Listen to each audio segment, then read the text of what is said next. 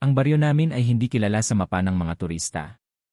Matatagpuan ito sa gitna ng kabundukan sa lalawigan ng Quezon, malayo sa syudad, at halos puro punong kahoy, nyugan, at taniman ng mais ang makikita mo rito. Isa itong baryong tahimik, mapayapa, at simple ang pamumuhay. Hindi kami sanay sa mga dayo, lalo na kung hindi namin alam kung saan sila galing. Kaya't ng isang araw ay may dumating na matandang lalaki, lahat kami ay nagulat. Hindi siya sakay ng jeep, tricycle, o kabayo.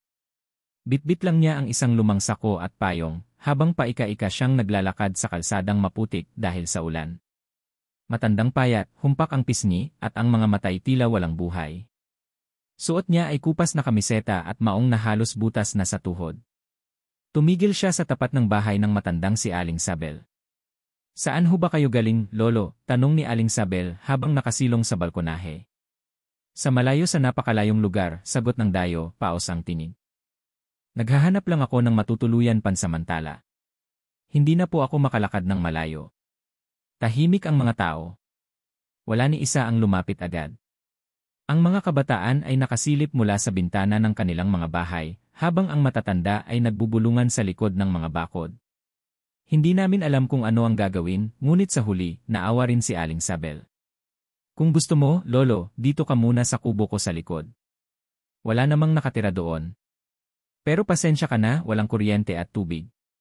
Ngumiti ang matanda, bahagyang bakas ang pasasalamat sa kanyang tuyong labi. "Maraming salamat, Hija." Doon muna nanirahan ng dayo.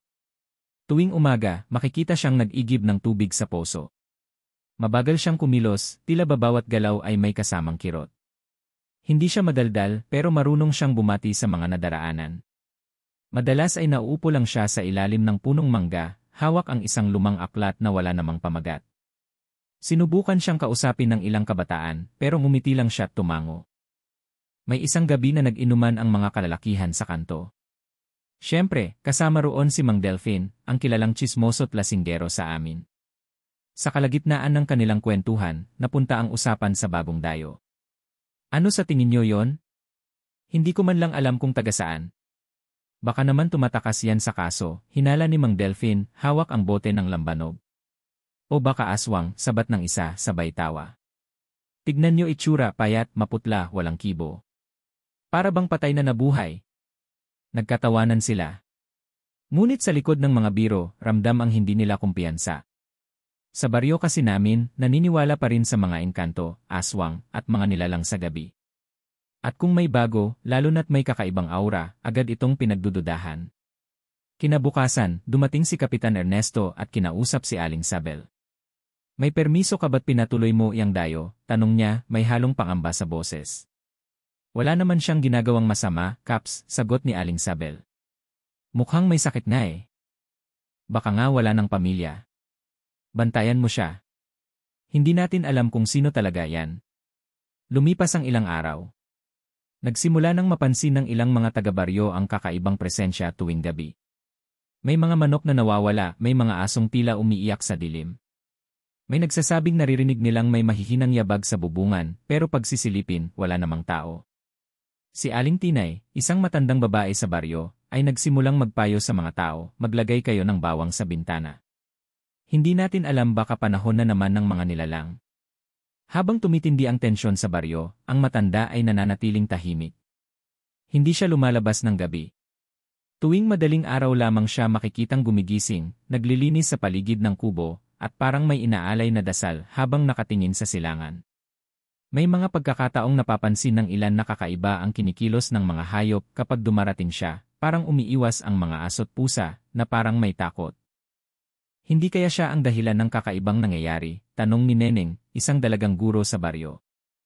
Kung siya nga?" Di pa alisin natin," sagot ni Mang Delfin. Pero isang gabi, isang bagay ang mangyayari na magpapabago sa takbo ng lahat. Isang bata ang nawawala. At ang huling nakakita sa kanya ay ang dayo. Nang mabalitang nawawala si Lira, ang 7 taong gulang na anak ni Aling Minda, nagkagulo agad ang buong baryo. Huling nakita ang bata habang naglalaro malapit sa poso bandang 5:00 ng hapon. Ngunit paglipas ng gabi, hindi na ito nakauwi. Naghanap ang mga kapitbahay, nagsindi ng sulo, at sumuyod sa kabubatan, ngunit wala silang bakas na nakita. Wala ring narinig na iyak o sigaw. Parang bula na lamang itong nawala. Kinabukasan, kasabay ng init ng araw, sumiklab ang mga alingas-ngas. Narinig mo ba? Yung matanda raw ang huling nakita ni Lyra bago ito nawala, bulong ni Aling Tinay kay Aling Sabel habang naglalaba sa ilog. May bata raw na nagsabing nakita nilang kausap si Lyra noong hapon yung dayo. Pero hindi raw nila narinig ang pinag-uusapan. Bakit hindi sinabi kaagad? Baka naman may kinalaman siya. Sa tindahan ni Mang Kaloy, mainit din ang usapan. Wala tayong katiyakan, pero hindi ba't simula nang dumating ang dayo, sunod-sunod na ang mala sa baryo, sabad ni Mang Delphine habang nakasandal sa poste.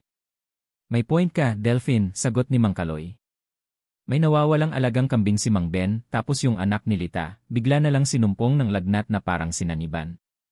Di pa alisin na natin yang dayo. Ngunit hindi lahat ay agad naniwala. Puro hinala lang yan, sabi ni Aling Sabel. Wala pa tayong ebidensyang matibay. Baka nga siya pa ang tulungan natin kung sakaling may masamang nilalang na gumagala rito. Pero hindi na maawat ang takot ng mga tao. Maging si Kapitan Ernesto ay muling kinausap si Aling Sabel. Sabihin mo sa kanya, pansamantala, lumayo muna siya. Hanggang hindi pa natin natatagpuan si Lyra. Dala ng lungkot at gulo, hinarap ni Aling Sabel ang matanda. Lolo, pasensya na ho. Hindi ko man gustong sabihin, pero mas makabubuti pong umalis na muna kayo pansamantala. Hindi ko ho kayo pinapaalis ng masama, pero takot na po ang mga tao. Hindi nagsalita ang matanda. Tumango lang siya, at marahan niyang kinuha ang sako niyang gamit. Bago siya umalis, tumingin siya kay Aling Sabel. Hindi ako ang dapat niyong katakutan. Pero naiintindihan ko hindi pa panahon. Tumalikod siya at nagsimulang maglakad palayo sa baryo, ngunit hindi siya nagpunta sa daan papuntang bayan. Sa halip, tinahak niya ang kagubatan sa silangan, ang bahagi ng gubat na kilala sa mga kwento ng matatanda na pinamumugaran ng mga nilalang sa dilim. Bakit doon siya dumaan? Tanong ni Neneng habang nakasilip sa bintana. Baka may tinatagong sikreto talaga yon, sagot ng isa. Pagkaraan ng 3 araw, natagpuan si Lyra. Nakatayo sa paanan ng isang matandang puno ng balete, gising ngunit tulala. Wala siyang sugat, walang galos, ngunit hindi siya nagsasalita. Nang ibalik sa bahay, sinabi lang niya sa kanyang ina, may mga mata sa dilim pero may matandang liwanag na sumagip sa akin. Napahawak sa dibdib si Aling Minda. Ano nang ibig mong sabihin, anak? Hindi ko alam. Basta nakita ko siya, may hawak siyang ilaw na parang araw. At takot na takot yung mga nilalang sa kanya. Sabi nila, bantay, tapos nawala sila. Nagulat ang mga nakarinig. Sino ang tinutukoy ni Lyra? Isa lang ang pumasok sa isipan ng marami, ang dayo. Kung siya ang tumulong, bakit siya umalis? Tanong ni Neneng. Baka nga totoo ang sinasabi ng iba, hindi siya basta-bastang matanda, sagot ni Mang Ernesto. Sa kabila ng pagkalito, unti-unting lumalakas ang paniniwala ng ilang matatanda sa baryo, ang dayo ay hindi isang panganib. Isa siyang tagapangalaga. Mula sa araw na yon, hindi na siya muling nakita. Ngunit tuwing gabi, kapag ang buwan ay bilog at ang hangin ay malamig, sinasabing may liwanag sa gubat. Liwanag na hindi apoy, hindi parol, kundi tila sinag ng araw sa gitna ng dilim.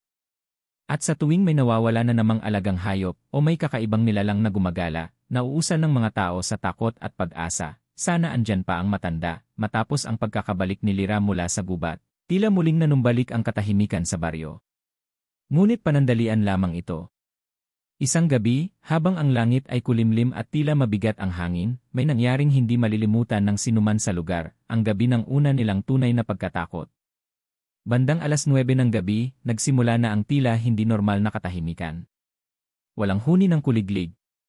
Wala ring tahol ng aso. Ang mga alagang hayop sa kulungan ay tila di mapakali, nagsisiksikan sa sulok, at ang iba ay nagwawala. Sa bahay ni Mang Kaloy, ang mga baboy ay biglang nag-uunahan sa pagtakbo, tila ba may kinatatakutan. Bakit ang tahimik? Tanong ni Neneng sa kanyang ina habang nagsasara ng bintana.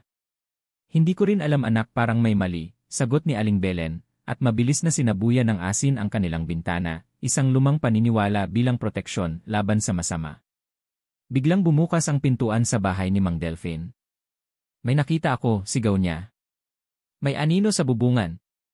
Mabilis na naglabasan ng ilang kalalakihan. May mga dalang sulo, bolo, at ilang bote ng langis. Ngunit wala silang nakita. Lumingon si Mang Ernesto sa paligid. Walang tao. Baka pusa lang. Hindi, sigaw ni Delphine. Hindi pusa yon. Ang laki. Para yang tao na nakaluhod sa bubong.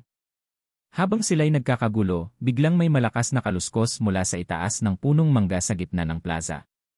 Tiningnan nila ito, at sa tulong ng apoy mula sa sulo, tumambad ang isang nilalang, hindi tao, hindi hayop. Isang aninong may mahahabang kamay, mapupulang mata, at mukhang gutom na gutom. Tila hindi ito natatakot sa ilaw. Sa halip, unti-unti itong bumaba, halos lumilipad sa hangin. Aswang, sigaw ng isa. Nagkanya-kanyang takbuhan ang mga tao.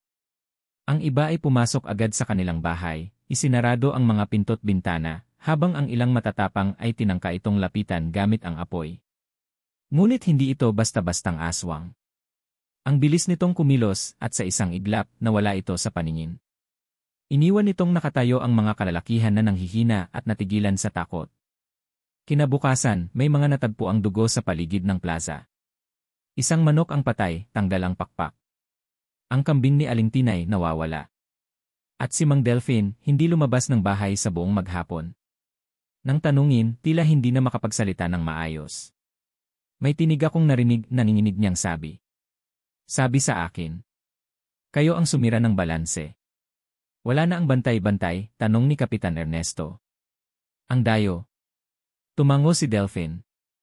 Sinabi niyang siya raw ang dahilan kung bakit hindi makapasok ang mga aswang noon siya ang tagabantay. Ngayon wala na siya, makakabalik na raw sila. Muli, nabuhay ang usap-usapan tungkol sa matandang dayo. Mula sa pagiging pinaghihinalaan, unti-unti siyang naaalala ng mga tao bilang isang tahimik ngunit misteryosong presensya na tila pumipigil sa panganib. Ngayon, ang kanyang pagkawala ay tila nagbukas ng daan para sa mga nilalang na matagal nang nagkukubli sa kadiliman. Habang lumalalim ang gabi, may isa pang nakakakilabot na pangyayari. Sa gitna ng katahimikan, may narinig na pagkalabog mula sa bubong ng bahay ni Aling Sabel. Pagtingin ng kanyang anak sa itaas mula sa maliit na butas sa kisame, may nakita siyang mga kuko na tila dumadakot at ang tunog ng pagnasab sa kahoy. Sumigaw siya. Inay! May nilalang sa bubong. Mabilis silang lumabas ng bahay, nagsisigaw ng tulong. Nagdatingan ang mga kapitbahay, pero wala na ang nilalang. Iniwan nitong butas ang bahagi ng bubong at may mga galos ng kuko ang kisame. Kinabukasan, muling nagtipon ang mga taga-baryo. Kailangan natin ng solusyon, sabi ni Kapitan Ernesto. Hindi na natin ito dapat palampasin. Ang tanong, paano natin hahanapin ang matanda? Wala tayong alam sa kanya, ni pangalan man, sagot ni Mang Kaloy. Taimtim ang naging katahimikan ng mga tao. Ngunit isang matandang albularyo, si Lolo Anding, ang tumindig at nagsalita. Kung gusto niyo siyang makita, kailangan niyong tahakin ang gubat kung saan siya pumasok. Pero tandaan niyo, hindi lahat ng pumapasok doon ay nakakalabas. At hindi basta-basta ang pagbabalik sa liwanag. Napatingin ang lahat kay Lolo Anding. Tahimik. Takot. Ngunit alam nilang wala na silang ibang pagpipilian. Kinakailangan nilang hanapin ang matanda. Matapos ang gabing kinilabutan ang buong baryo, hindi na matahimik ang isipan ng mga tao. Lahat ay nag-uusap-usap, nagtataka, at nagtatanong, sino ba talaga ang matandang iyon? Bakit siya kinatatakutan ng mga aswang? At bakit ngayon lang nila naramdaman ang bigat ng kanyang pagkawala? Nagsimula ang mga matatanda sa baryo na balikan ang mga kakaibang pangyayari simula nang dumating ang dayo.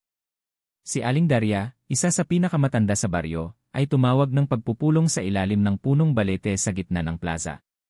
May ikukwento ako sa inyo, panimula ni Aling Daria. Noong ako'y bata pa, siguro mga 10 taong gulang, may dumaan ng isang matanda sa baryo natin. May suot siyang lumang sombrero, dala-dala ang isang baston, at may malaking sako. Hindi siya nagsasalita, ngunit noong gabing dumating siya, biglang tumigil ang mga atake ng mga nilalang sa kabubatan. Matanda rin ba siya tulad ng dayong dumating ngayon? Tanong ng isa. At pareho rin ang pakiramdam ko, may dalang kakaibang enerhiya ang matanda. Hindi mo masasabing masama siya, pero hindi mo rin siya basta-basta mapapalapit. Nang matapos si Aling Daria sa kanyang kwento, sumabat si Lolo Anding, ang albularyo. Ang mga kagaya ng dayo hindi sila ordinaryong tao. May mga tinatawag na bantay, sila ang mga nilalang na ipinapanganak na may kakayahang pigilan ang masasama. Sila'y tagapangalaga, mga tanod sa pagitan ng mundong ito at ng kadiliman. Karamihan sa kanila, hindi nakikihalubilo sa tao, at ang iba'y nabubuhay sa paglalakbay. Pwede bang tao pa rin sila? Tanong ni Neneng. Hindi ko masasabi kung lubos silang tao. Pero tiyak ako, may bahagi sa kanila na mas malapit sa liwanag kaysa sa atin. Habang nagkakagulo ang isipan ng mga tao, isang batang lalaki, si Boyet, ang lumapit. Lolo Anding, may nakita po akong parang kwintas na naiwan sa puno kung saan huling nakita ang matanda. May simbolo po siyang bilog na may mata sa gitna. Napamulagat ang albularyo. Ipakita mo sa akin, utos niya. Pagkakita niya sa kwintas, kinumpirma ni Lolo Anding na isa ito sa mga sinaunang palatandaan ng isang bantay. Isang anting-anting na hindi basta-basta napupulot. Isa itong paalala na may tungkulin ang tagapagdala nito, ang protektahan ang isang lugar mula sa mga nilalang ng dilim. Hindi niya ito basta nalimutan, sambit ni Aling Sabel. Baka iniwan niya ito bilang senyales o paanyaya. Paanyaya saan? Tanong ni Kapitan Ernesto. Nasundan siya. Sa gubat. Sa pinagmulan niya. Kinabukasan, nagdesisyon ang mga matatapang na kalalakihan, kasama sina Kapitan Ernesto, Mang Kaloy, at ang ilang kabataang lalaki, na pasukin ang kabubatan. Si Lolo Anding ang naging gabay nila. Bago sila umalis, binasbasan sila ng mga langis at mutya mula sa albularyo. Nagbabantay ang dilim sa gubat, babala ni Lolo Anding. Pero kung tunay na tagapangalaga ang matanda, malalaman natin sa mismong puso ng gubat kung sino siya at bakit siya dumating. Habang sila'y naglalakad, napansin nilang kakaiba ang hangin. Mas malamig, mas mabigat, at tila may mga matang nakamasid sa bawat galaw nila. Ngunit may isang bahagi ng kagubatan na biglang tumahimik. Walang insekto, walang kaluskos, at wala ring takot, parang may payapang aura na bumalot. At sa gitna ng mahabang lakaran, natagpuan nila ang isang kuweba. Sa harap nito ay may mga ukit sa bato, mga simbolo na hindi nila maintindihan, ngunit pamilyar kay Lolo Anding. Dito tumitira ang mga bantay kapag sila'y nagpapahinga mula sa kanilang tungkulin, anya. Pumasok sila, at sa loob ay maraming lumang gamit, isang lumang baston na may ukit ng araw at buwan, ilang mga dahon na ginawang panlunas, at isang piraso ng tela na tila ginamit na pantakip sa sugat. Ngunit wala ang matanda. Bakit niya tayo dinala rito? Tanong ni Mang Kaloy. Tumingin si Lolo Anding sa kisam ng kuweba. May isang napakalaking ukit, isang mata na nakapikit. Sinasabi niyang huwag kayong matakot. Ang bantay ay hindi umaalis, siya'y umaangkop. Bigla, may malamig na hangin na pumasok sa kuweba. Tila may bulong sa paligid, bantayan niyo ang isa't isa. Lumingon silang lahat. Wala silang nakita. Ngunit ang mga ilawan nila ay kusang umilaw ng mas maliwanag. Sa tabi ng baston, may bagong sulat sa lupa, isang simbolo ng proteksyon, parang sinulat gamit ang liwanag. Pagbalik nila sa baryo, iniulat nila ang kanilang nakita. At mula noon, may panibagong pag-asa ang mga tao, na kahit wala na ang matanda, iniwan niya ang kanyang lakas, at ang babala na sila mismo ang kailangang maging bantay sa isa't isa. Lumipas ang ilang linggo mula nang matagpuan ng mga taga-baryo ang kuweba ng matandang dayo. Nagpatuloy ang buhay ng mga tao sa baryo, ngunit sa ilalim ng katahimikang iyon, may bumabalot na panibagong kaba. Para bang may nagmamasid muli sa kanila, isang hindi nakikitang anino na unti-unting bumabalik. Si Aling Daria ang unang nakaramdam ng pagbabalik ng dilim. Habang naglalaba siya sa may ilog isang hapon, may napansin siyang isang babae sa kabilang pampang. Nakasuot ito ng puting bestida, ngunit walang mukha. Nang kumurap siya, biglang nawala ang babae. Tumakbo siya pabalik ng bahay, nanlalamig at nanginginig. Bumabalik na naman sila, anya sa kanyang apo. Ang mga aswang, nararamdaman ko nagagalit sila. Sunod namang nabalitaan ang pagkawala ng dalawang kabataan na pumasok sa kakahuyan upang manghuli ng ibon. Isang linggo na silang nawawala, at ang huling bakas na nakita ay mga yapak na tila palayo sa gubat, paikot-ikot, tila nililigaw ng kung anong nilalang. Nang mabalitaan ito ni Kapitan Ernesto, agad siyang nagpatawag ng pulong. Nandoon sina Lolo Anding, Mang Kaloy, at ang iba pang matatanda. Hindi na natin pwedeng baliwalain ito, sabi ng kapitan. Tila gumaganti ang dilim. Posible, sagot ni Lolo Anding, na ang pagkakabunyag ng kuweba at ang pagkawala ng tagabantay ay gumising sa mga nilalang na noon ay natutulog. Ngayon, wala nang pumipigil sa kanila. Lumipas pa ang ilang araw at dumami ang mga kababalaghan. Ang isang babae ay nakitang lumulutang sa gitna ng kalsada sa 10 oras ng gabi. May isang baka na natagpo ang butot balat na lamang kinabukasan, na parang sinipsip ang buong laman. At pinakakakaiba sa lahat, may ilang mga bata na nagsimulang magkasakit ng walang malinaw na dahilan. Hindi na ito basta-bastang sakit, wika ni Aling Sabel. May mga nilalang na sumisipsip ng lakas. Mga aswang na nagkukubli sa anyo ng anino. Sinubukang ipatawag muli ang espiritu ng matandang dayo sa pamamagitan ng mga ritual ni Lolo Anding. Ngunit sa tuwing ginagawa niya ito, isang mabagsik na hangin ang bumubulaga at pinapatay ang kanilang apoy. Parang may pumipigil sa kanila. Ang puwersa ng dilim ngayon, ani Lolo Anding, ay mas malakas na kaysa dati. Hindi ito basta aswang lamang, may pinuno silang gumagalaw sa likod ng lahat. Dito na inamin ng albularyo ang isang bagay na matagal na niyang kinikimkim. Bago pa dumating ang dayo, may pangitain na akong nakita. Isang nilalang na may itim na pakpak, pulang mata, at ngiting mapanlinlang. Siya ang hari ng mga aswang sa katimugang bahagi ng ating lalawigan. Noon pa man, may hangarin na siyang sakupin ang mga baryo sa paligid. Ngunit napigilan siya ng isang makapangyarihang bantay. Ang matandang dayo, tanong ni Kapitan Ernesto. Marahil siya nga. Pero ngayon na wala na siya, malaya na ang nilalang na iyon para simulan ang kanyang plano. Kinabukasan, isang mas matinding kababalaghan ang yumanig sa buong baryo. Bandang hating gabi, may napakalakas na iyak ng sanggol ang narinig sa buong lugar, ngunit walang may bagong panganak. Nagsimulang manginig ang mga alagang hayop at ang hangin ay bumigat. Nagising ang buong baryo sa takot at lahat ay nagtipon-tipon sa gitna ng plaza. Gusto nilang malaman natin na nandito na sila, sambit ni Aling Daria. Hindi pa man sumisikat ang araw, biglang nawalan ng ilaw ang buong baryo. Ang mga ilawan, flashlight, at kahit mga kandila ay hindi umiilaw. Tanging ang apoy mula sa sulo ni Lolo Anding ang naglalaban sa kadiliman.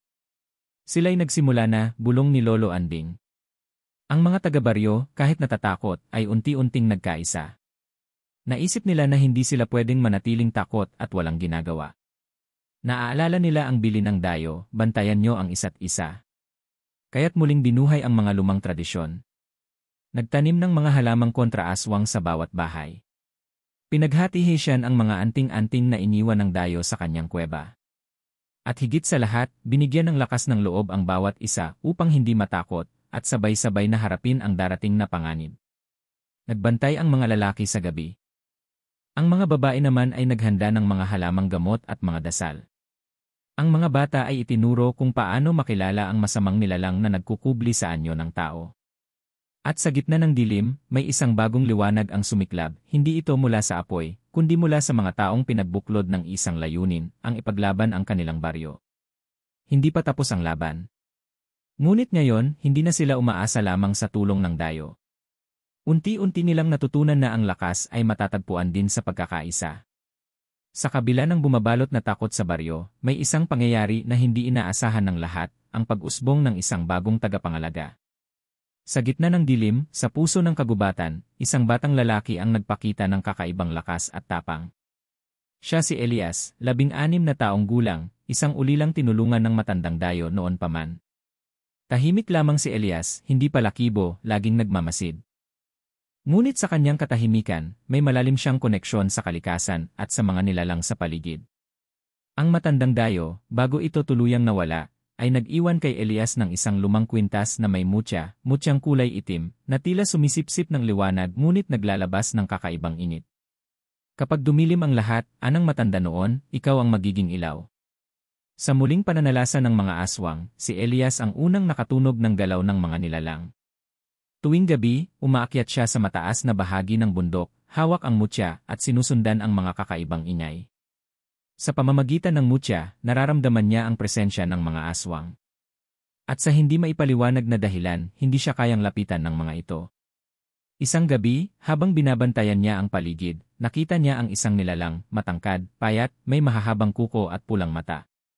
Dahan-dahan itong lumalapit sa isang bahay na may bagong silang na sanggol. Tumayo si Elias, inangat ang mutya, at tiningnan ng diretsyo ang nilalang. Huwag kang lalapit, matapang niyang wika. At sa pagkagulat niya, umatras ang aswang. Umungol ito ng malakas, tila nasasaktan, at tuluyang tumakbo palayo. Mula noon, kumalat ang balita na si Elias ay may kapangyarihang makapagtaboy ng mga nilalang ng dilim. Si Lolo Anding mismo ang lumapit sa kanya at nagsabing, "Ikaw ang isinugo ng matanda. Ikaw ang tagapagmana ng kanyang tungkulin." Hindi naging madali kay Elias ang pagtanggap ng responsibilidad. Bata pa siya, may takot pa rin sa loob, at wala pa ring ganap na paliwanag sa mga kakayahang meron siya. Ngunit sa tulong ni na Lolo Anding, Aling Daria, at ng buong baryo, unti-unti niyang niyakap ang bagong tungkulin. Gumawa ng mga ritual si Elias, pinagsama ang mga lumang kaalaman ng matanda at ang mga natutunan niya mula sa kanyang pakiramdam. Ipinamahagi niya ang mga basbas sa mga pamilya, anting-anting, dasal, at halamang proteksyon. Naging sentro siya ng pag-asa ng baryo. Isang gabi, pinangarap niya ang matandang dayo. Nakatayo ito sa gilid ng ilog, nakangiti. "Hindi ka nag-iisa," sabi ng matanda sa kanyang panaginip. "Ang tapang ay hindi kawalan ng takot. Ito ay ang paggawa ng tama kahit natatakot ka." Nagising si Elias na may luha sa kanyang mata. Alam niyang ito na ang kanyang tadhana, ang maging bantay ng baryo, tulad ng kanyang tagapagturo. Mula noon, itinatag ni Elias ang mga Bantay Gabi, isang grupo ng mga kabataang lalaki at babae na handang tumulong sa pagbabantay tuwing gabi. May kanya-kanya silang gamit, mga sulo, halamang may amoy na kinaiinisan ng aswang, at maliliit na mutya na gawa sa batong itim na nahukay ni Elias malapit sa kuweba ng matanda. Hindi naglaon, naging mapayapa ang baryo. Ang mga nilalang ng dilim ay tila umiwas, natatakot sa presensyang bago, ngunit pamilyar, si Elias, ang bagong tagapangalaga. Ngunit sa kabila ng katahimikan, alam ni Elias at ng matatanda na hindi pa tapos ang laban. Ang pinuno ng mga aswang, ang nilalang na pinaniniwala ang hari ng dilim, ay hindi pa nagpapakita. Marahil ay naghihintay ng tamang pagkakataon. Marahil ay sinusubok lang ang bagong tagapagbantay. Kaya't si Elias ay patuloy na naghahanda, araw-araw ay nag-ensayo, nakikipag-ugnayan sa kalikasan, at iniingatan ang mutyang iniwan sa kanya. Dahil alam niya, sa bandang huli, darating ang tunay na pagsubok at kailangang handa siya.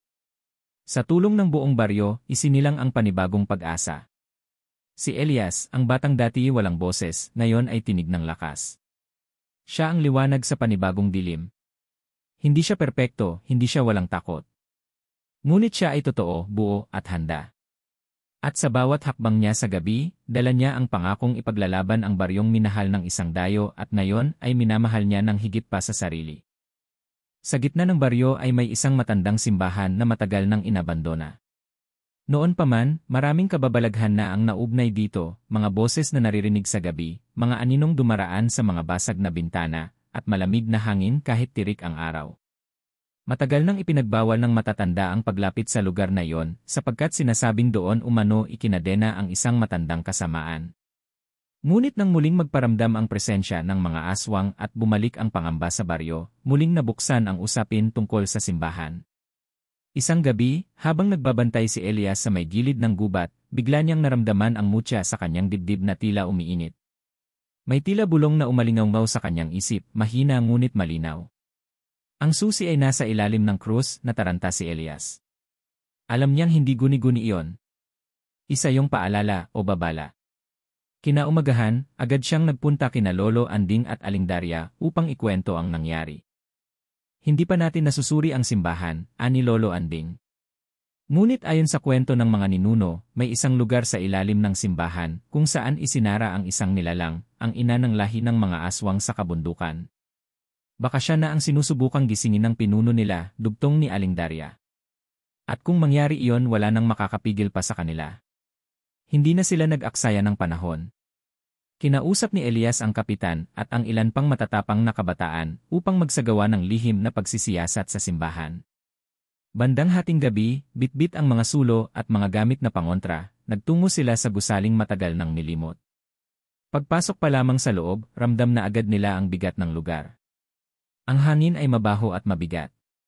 Ang mga lumang imahe ng mga santo ay nakatagilid, parang mga mata na lihim na nagmamasid. Sa gitna ng altar, may isang krus na yari sa bato, malaki, bitak-bitak, at tinubuan na ng lumot. Sumunod si Elias sa sinabing bulong, ang susi ay nasa ilalim ng krus. Ipinahukay nila ang bahagi sa paanan ng krus. Ilang minutong paghuhukay, at sa kanila natagpuan ang isang lumang kahon na yari sa bakal. May nakaukit sa itaas, mga sinaunang simbolo at salitang hindi nila maintindihan. Baka ito ang sinasabi ng matanda, sabi ni Elias. Sa pagbubukas ng kahon, isang matandang pergamino ang lumantad. Nakasaad dito ang ritual ng pagsasara, isang orasyon na kayang muling ikadena ang nilalang sa ilalim ng simbahan, ngunit kailangan itong gawin bago pa man siya tuluyang makalaya. Habang binabasa ni Elias ang nilalaman, bigla na lang lumindol. Napayuko sila at napatingin sa altar, tumilapon ang isang imahen, at sa may pader sa likod, unti-unting bumubuka ang isang pintuan. Isang itim na usok ang lumabas, malamig at mabigat, at may boses na halos ikabingi ng lahat. Ngayon ay bubuksan ang pinto ng kadiliman, agad na itinaas ni Elias ang mutya. Umilaw ito ng matindi, at pansamantalang umatras ang usok. Ngunit alam nilang hindi na nila pwedeng patagalin pa.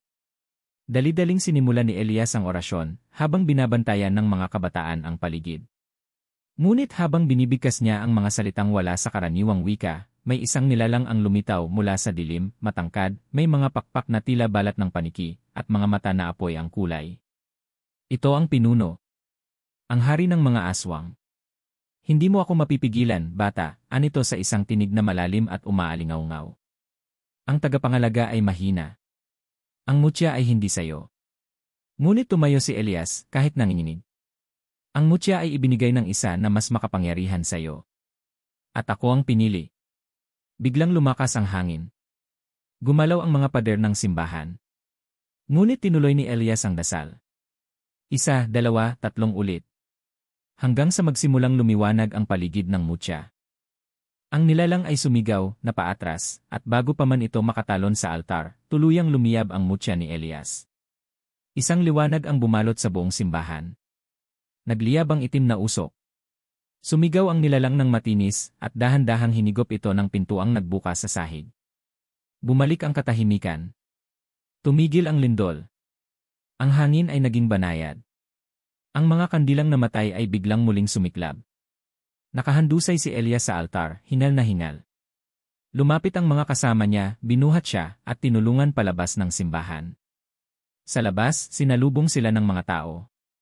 Ang buong baryo ay naroroon, lahat ay nag-aabang, dasal ang baon sa bawat paghinga. At sa kanilang pagbabalik, dala nila ang balita, ang simbahan ay muling naisara, at ang kasamaan ay muli nilang napigil. Ngunit alam ni Elias, at ng lahat, na ang labang iyon ay hindi pa ang huli.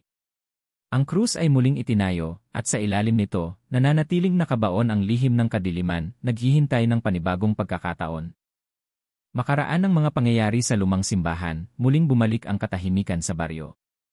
Parang isang bangungot lamang ang lahat ng iyon, ang mga aswang na gumagala sa gabi, ang pinunong nilalang na nagbabantang muling bumangon, at ang kaba sa bawat kilos ng tao sa paligid. Ngunit sa puso ng bawat isa, alam nilang hindi ito ganap na nagwawakas. Si Elias, na dating dayo lamang, ngayoy kinikilala na bilang tagapagtanggol ng kanilang lugar. Ang dating tahimik, simpleng binata na nagkunwaring mahina, ngayoy tinitingala at iginagalang hindi lang dahil sa tapang, kundi dahil sa karunungan at kabutihang loob. Naging abala ang buong baryo sa muling pag-aayos ng simbahan. Hindi na ito para lamang sa pagsamba, kundi bilang isang sagradong taguan ng mga alaala at babala. Sa ilalim ng altar ay inilagay muli ang kahon na naglalaman ng pergamino ng pagsasara. Pinatungan ito ng matibay na bato, sinelyuhan ng orasyon, at pinabantayan ng matatandang may alam sa lihim na karunungan. Isang gabi, habang nag-iisa si Elias sa tabing ilog, muling nagliwanag ang mutya sa kanyang dibdib.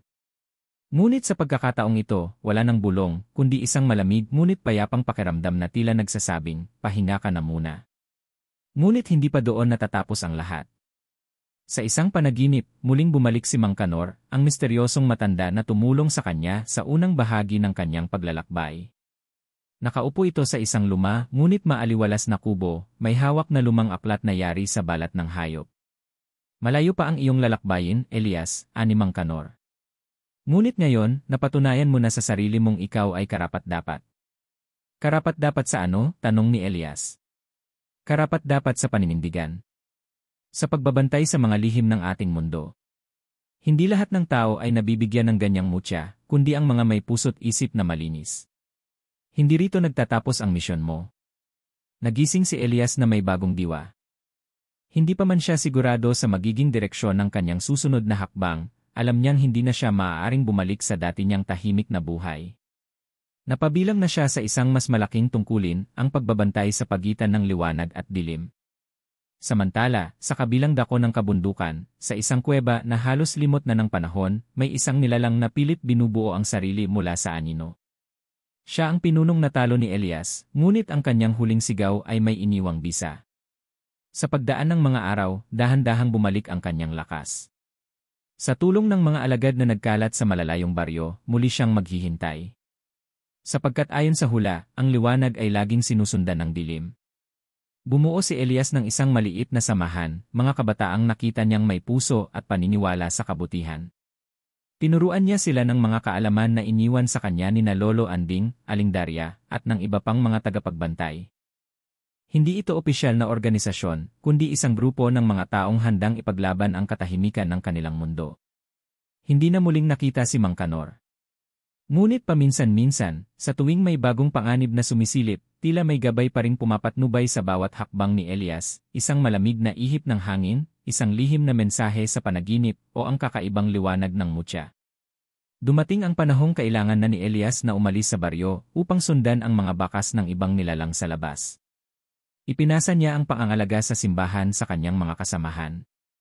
Naglakbay siya mula isla hanggang lungsod, mula kabundukan hanggang kapatagan, bitbit ang mutya, ang alaala ng kanyang baryo, at ang pangakong kailamay hindi niya pababayaan ang daigdig laban sa dilim. At doon, sa bawat hakbang na kanyang tatahakin, sa bawat lihim na mabubunyag, sa bawat panganib na haharapin, mananatili sa kanyang puso ang unang aral na kanyang natutunan, ang tunay na lakas ay hindi nasusukat sa sigaw, kundi sa paninindigan. Ang tunay na tagapagbantay ay yaong hindi humahanap ng papuri, kundi tumutupad ng kanyang tungkulin, kahit sa dilim. Sa wakas, isang gabi, muling umalingaw ang mga kwento ng kababalaghan. Isang baryo sa kabilang pulo ang binabagabag ng nilalang na may mga mata ng apoy at aninong walang anyo. Isa lang ang tinawag ng mga matatanda. Si Elias. Ang dayong kinatatakutan ng mga aswang. At tulad ng dati, tahimik siyang dumating. Walang yabang. Walang takot. Bitbit lamang ang mutya sa kanyang dibdib at ang apoy ng paninindigan sa kanyang puso. Ito ay wakas lamang ng isang kabanata sapagkat ang kwento ng mga tagapangalaga ay walang hangganan. Video 3.